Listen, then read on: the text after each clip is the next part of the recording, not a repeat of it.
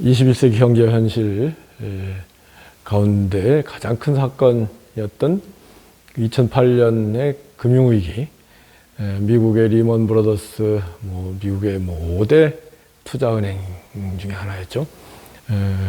가 파산하게 되면서 그 연쇄적으로 대형은행들이 막 그 파산 위기에 몰린, 그리고 그 여파로 전 세계 금융이 휘청하고 우리나라도 그 위기가 왔었지 않습니까?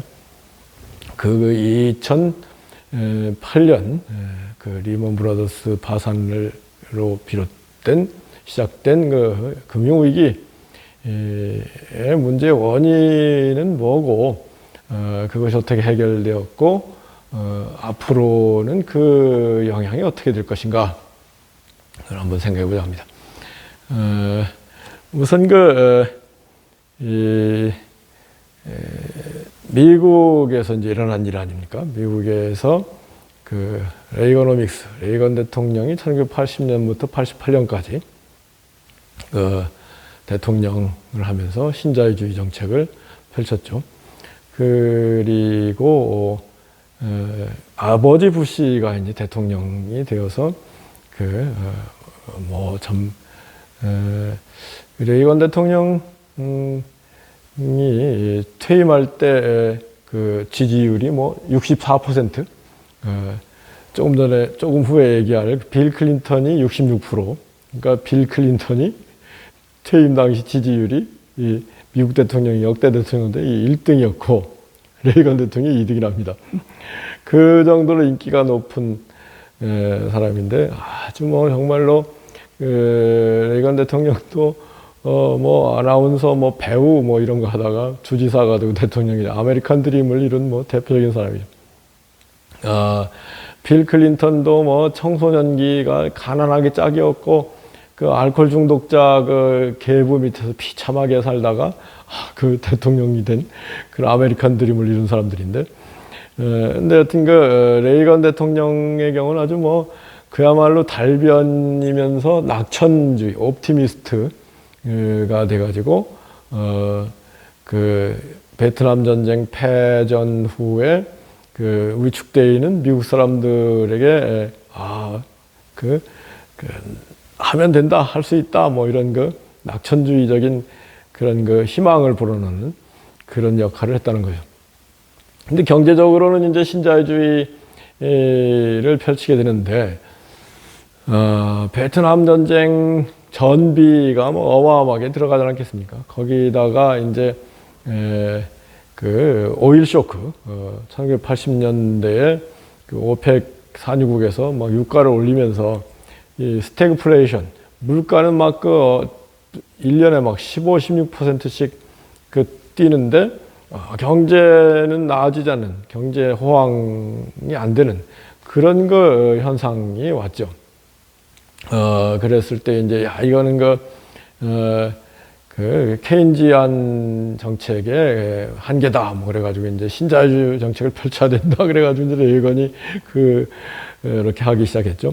그러면서 당시에 연방준비제도위원회 연준 FRB 의장이 폴 볼커라는 사람이었는데, 이 뛰는 인플레를 잡기 위해서는 결국은 금리를 올릴 수밖에 없다. 그래가지고 금리를, 이자율을 20%, 기준금리를 20%까지 올렸다니까 어마어마한 일이죠. 그러니까 돈 빌려서 사업하던 기업체들이 다 부도나고, 또 돈 빌려서 그 사업을 해볼까 하는 사람들이 할 수도 없고, 그리고 돈이 저축이 이자가 1년에 20% 30% 준다고 해봐요.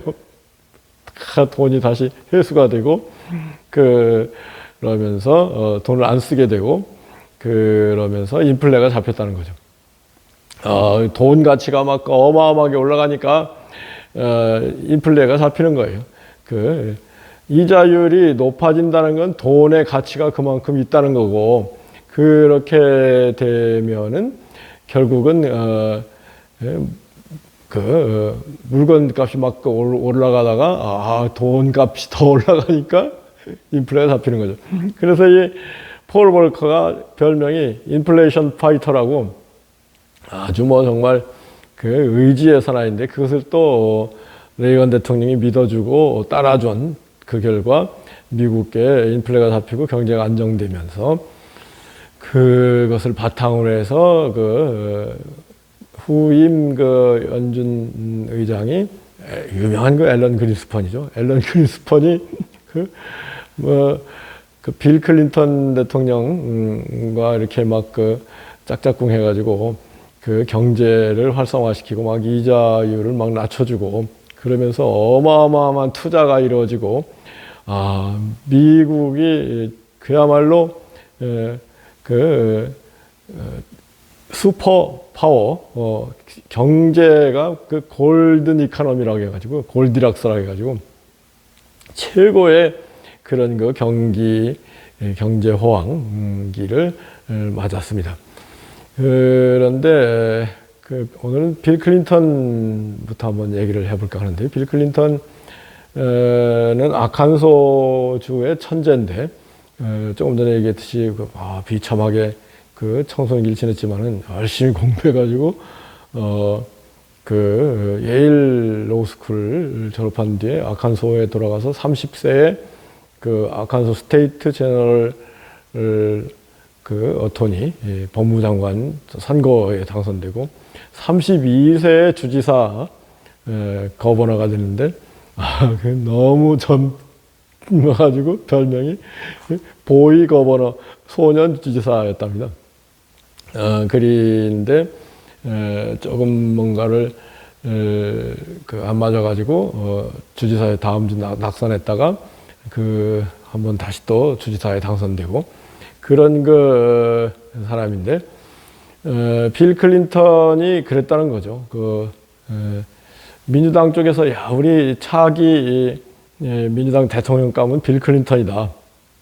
근데 빌 클린턴이 가만 보니까 이 신자유주의 정책을 펼치는 레이건 대통령 지지율이 어마어마한 걸 보고 우리 민주당도 그동안 리버럴 진보적인 차원에서 복지와 노동자 인권을 강조하는 그런 또 사기업의 국영기업화를 하는 그런 방식으로는 국민들 지지를 못 얻겠구나. 빌 클린턴이 머리가 좋은 사람이죠. 그래가지고 제3의 길을 가야 된다. 우리도 민주당도 제3의 길을 가야 된다. 그렇게 얘기를 하기 시작했다는 거죠. 여기서 한 가지 또 용어를 정리할 게 있는데요. 진보주의자들을 리버럴이라고 하고, 보수주의자들을 컨서버티브라고 하지 않습니까? 미국의 민주당이 리버럴이라 약자 소수를 보호하기 위해서 복지와 노동 인권을 강조하는 그런 쪽이죠. 그런데 이제 리버럴 자유주의자라고 하겠죠. 그런데 이제 신자유주의라고 하는 이유는 그런 복지 규제 이런 쪽으로는 결국은 근로의욕 생산성이 저하돼 가지고 전반적으로 경제가 죽을 수밖에 없다. 이걸 막기 위해서는 자유경쟁, 최대한의 경쟁 시스템으로 가야 된다. 이게 밀턴 프리드만의 시카고 학파가 주장한 신자유주의였거든.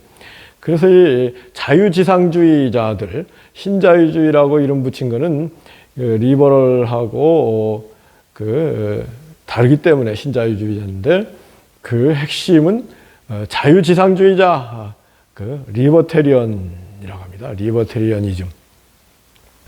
그래서 신자유주의자들의 주장은 보수 당 쪽에서 채택하는 철학인데 중심에는 자유지상주의가 있어가지고 규제하지 말고 최대한의 자유를 주고 최대한의 자유경쟁 통해서 사람들의 근로 의욕을 막 제고시키고 생산성을 높이고 그래야 된다는 게 신자유주의자, 자유방임으로 돌아가야 된다. 뭐 이게 그 신자유주의자들의 주장이었습니다. 그래서 이제 레이건 대통령이 88년 그만두면서 뭐 인기가 뭐 그러니까 당연히 당시 부통령이었던 아버지 부시가 대통령이 됐죠. 그런데 아버지 부시도 막 그 인기가 특히 그 이라크가 침공한 그 쿠웨이트 해방 전쟁이랄까요? 이라크가 무리한 거죠. 후세인이 엉뚱하게 그 대명천지에 쿠웨이트가 옛날부터 우리 땅이었다 하고 그냥 뭐 쳐들어가서 전 무력으로 쿠웨이트를 먹으려고 드니까 그게 뭐 자유주의 진영에서 용납이 되겠습니까? 그래서 아버지 부시가 막 그 나서 가지고 서구 제국하고 같이 서구 여러 나라하고 함께 가서 그 쿠웨이트를 수복했죠. 그러면서 막 이 아버지 부시 인기가 막 하늘을 찌를 듯 되었고, 그 상태에서 민주당에서 뭐 누가 나와도 무조건 뭐 아버지 부시가 재선된다 그런 분위기였는데, 이 아버지 부시가 결국은 이 쿠웨이트 전쟁 비용 이런 것 때문에 막 그 돈이 막 특히 뭐 무기 산업자들, 무기 생산자들한테 막 돈이 막 풀리고 그러면서 돈이 막 돌면서 인플레가 막 생기니까 그때 이제 인플레를 막기 위해서 어떻게 해야 된다고요? 이자율을 높였어요. 이자율을 조금 지나치게 높였던 것 같죠. 그러니까 금방 막 돈이 안 도니까 불황이 오고 그런 상황이 됐죠. 그때 이제 빌 클린턴이 그 민주당 후보가 돼가지고 내세운 캐치프레이즈가 뭐였어요? It's the economy, stupid. 이 바보야. 문제는 경제야. 그래가지고 빌 클린턴이 자기가 이런 미국 경제 문제, 특히 이제 재정 적자, 무역 적자, 쌍둥이 적자가 막 어마어마하지. 묘한 거라든 공화당이 집권하게 되면 그 쌍둥이 적자가 커지고, 민주당이 정권을 잡으면 그걸 겨우 또 막아놓고, 그게 이제 미국에서 반복되는 상황이랄까요. 그래서 이제 그 경제 문제를 지적해가지고 빌 클린턴이 아버지 부시를 이기고 대통령이 됐죠. 그래서 작은 정부를 위해서 전자정부 문서를 막 전자문서화하고 막 공문서를 전자문서화하고 그러면서 연방 공무원들을 막 30만 명을 해고했다든가요. 작은 정부로 간 거죠. 그리고 슈퍼 301조를 동원해서 미국에 대해서 무역 흑자를 막 많이 내고 있던 뭐 우리나라, 일본, 뭐 대만, 뭐 이런 데다가 야, 너희들 뭐 그렇게 미국에 대해서 팔기만 하고 미국 물건 안 사면 말이 되냐 해가지고 관세를 낮추도록 해가지고 미국 물건이 팔리게 하고 그러면서 무역 적자도 많이 줄었다는 거죠. 그러면서 빌 클린턴 때 벤처라고 하나요? IT 대표적으로 빌 게이츠의 마이크로소프트사, 실리콘밸리 이런 쪽에 막 강조해가지고 기업 의욕, 안트로프로너십이라고 하는가요? 그거를 고취시켜가지고 경제가 막 살아나고, 또 앨런 그린스펀이 막 이자율을 낮춰주고 그러니까 막 투자가 활발하게 이루어지고 무역도 균형이 이루어지고 그러면서 최고의 골든 이코노미 시대, 골디락스라고 하잖아요. 를 펼쳤기 때문에 빌 클린턴이 재선한 뒤에 백악관 여자 인턴 느윈스키 스캔들이 있지 않습니까? 탄핵 소추까지 되고 미국의 두 번째로 탄핵 소추된 대통령이라고 하는데 탄핵은 다행히 잘 의기를 넘기긴 했습니다만 그런 빌 클린턴이었지만은 경제가 막 모든 국민들이 만족하는 그런 경제 상황이 되니까 결국은 인기가 높고 그래서 그런 상태에서 퇴임을 했다는 거죠. 근데 이제 빌 클린턴이 재미있는 건요. 이 사람이 간소에서 아주 어렵게 청소년기를 힘들게 하면서 막 그냥 흑인들처럼 살았다는 거예요. 막 햄버거 이런 패스트푸드 막 먹어가면서 공부하고 일하고 운동하고 또 색스폰 불고 이 흑인과 같은 그러니까 그야말로 바닥에서 대통령까지 된 사람인. 그래서 이 미국 사람들이 그런답니다. 미국의 최초의 흑인 대통령은 버락 오바마가 아니고 이 빌 클린턴이다 얘기할 정도로 흑인적인 그런 어린 시절을 지냈다는 거죠. 그래서 그런데 이 선거에서는 엘고가 아들 부시하고 했는데 아들 부시보다 엘고가 표는 더 많이 얻었는데 선거인단 수에서 져가지고 아슬아슬하게 대법원에서 플로리다주에서 공화당 아들 부시 편을 들면서 엘고어가 패배하고 아들 부시가 대통령이 됐는데 아들 부시가 대통령이 되면서 이 9.11 테러가 일어나지 않습니까? 뉴욕시의 쌍둥이 빌딩 세계무역센터가 테러에 의해서 붕괴되는 어마어마한 일이 일어나면서 막 미국 사람들이 분개하고 그런 국가적인 위기를 맞아서 다시 또 미국 사람 단결하고 그래서 아들 부시가 무난하게 재선까지 성공을 하고 2008년까지 집권을 했죠.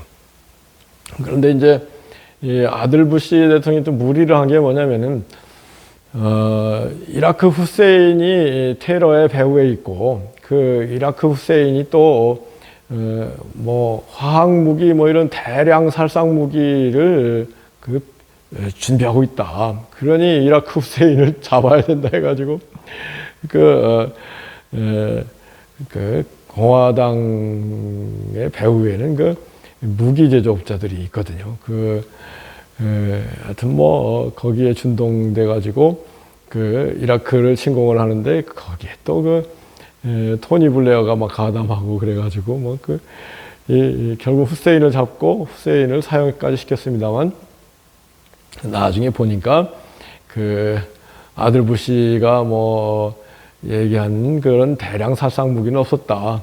그래가지고 이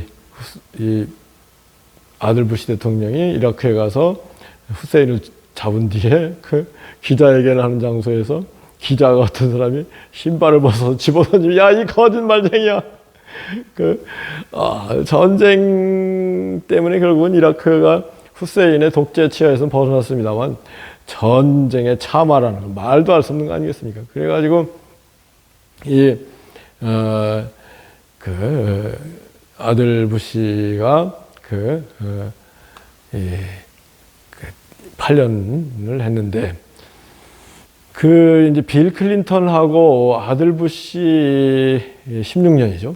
그때 무슨 일이 있었냐면은 이 빌 클린턴이 아주 어려운 청소년 시절을 보냈기 때문에 가난한 사람들을 위해서 서민들에게도 집 한 채씩 줘야 된다. 그러면서 1조 달러를 풀어가지고 주택 경기를 주택을 져서 서민들이 주택을 소유할 수 있도록 해줬다는 거죠. 그러면서 또 빌 클린턴이 실수한 게 규제 완화를 위해서 은행법을 개정해가지고 은행에서 하이 리스크 하이 리턴 뭐든지 리스크 위험 부담이 크면은 큰 일확천금을 얻을 수 있지만 거꾸로 완전히 망할 수 있잖아요.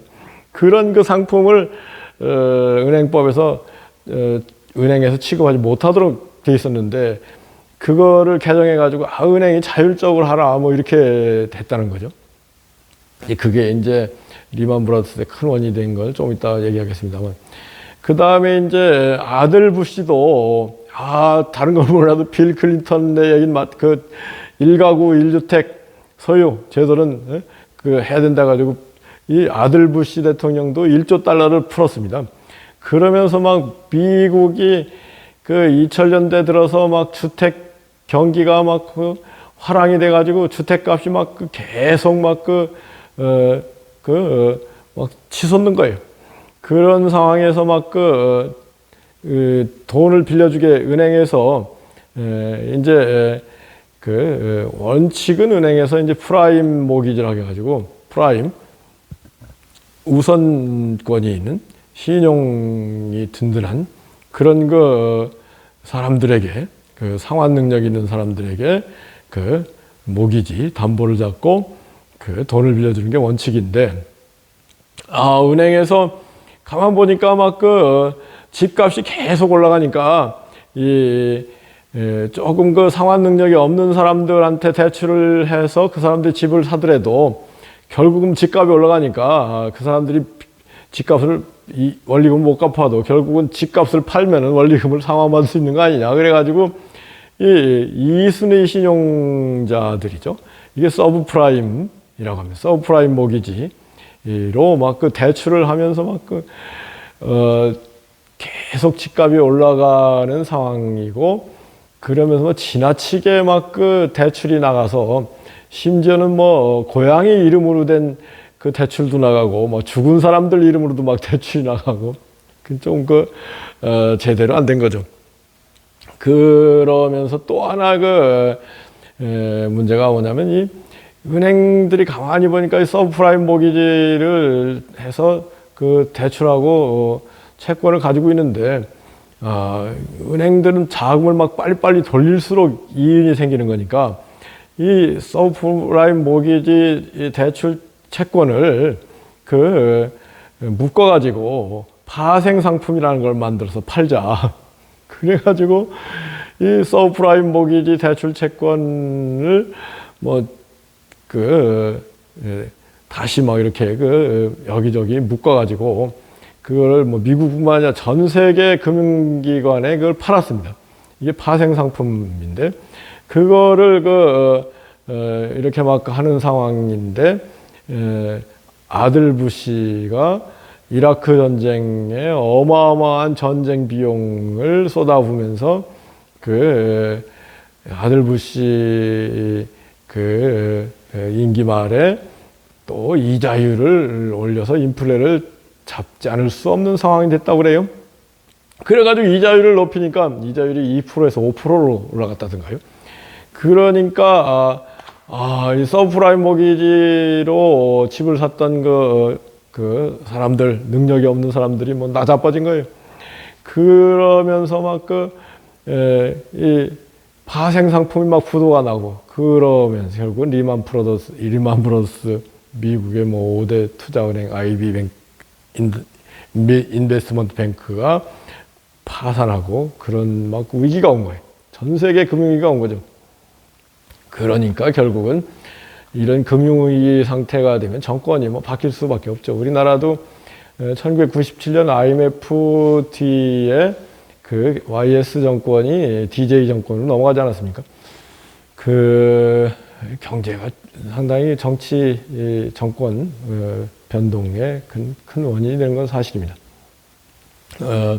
그래서 이제 오바마가 이 대통령이 된 다음에 이 서브프라임 모기지 때문에 막 금융기관들이 휘청휘청하는데, 잘못했다가는 대공황, 1929년 대공황이 같은 게 올 수 있다. 금융기관이 완전히 문을 닫아버리면 대공황이 올 수밖에 없잖아요. 그래가지고 깜짝 놀라서 오바마가 여기에 결국은 대마불사라고 큰 AIG인가요? 보험회사, 어마어마한 미국 최고의 보험사. 여기에 공적 자금을 투입해가지고 부도를 막았죠. 그때 지난 시간에도 말씀드렸습니다만, 그때 이제 신자유주의자들, 시카고 경제학자들, 교수들한테 이거 공적 자금 투입해서 이거를 은행을 살리는 게 맞습니까? 그냥 망하게 해야 됩니까? 그래도 신자유주의자들은 그때 이제 밀턴 프리드만 죽은 뒤이긴 한데 그냥 놔둬야 된다. 자유방임이 맞다. 그러면 때가 되면 저절로 또 구조조정이 일어나서 경제가 자리를 잡을 것이다. 이게 신자유주의자들의 주장이었다는 거죠. 그런데 만약에 그 신자유주의자들의 주장대로 방임을 했다면은 결국은 1929년 같은 대공황이 오고 세계 경제가 쑥대밭이 됐을 것이다. 이게 일반적인 생각입니다. 그러면서 신자유주의자들의 주장이 한계가 있다.